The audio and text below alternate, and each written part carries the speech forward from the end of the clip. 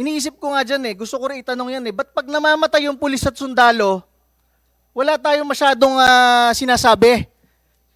Hirap na yung pamilya ng pulis at sundalo kumuha ng benefits, napatay yung anak nila ng NPA.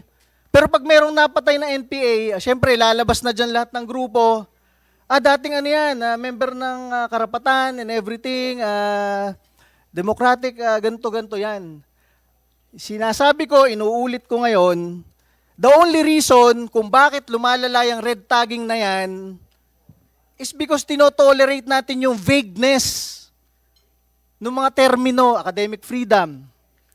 Okay lang pag-aralan lahat ng ideologies at ideas.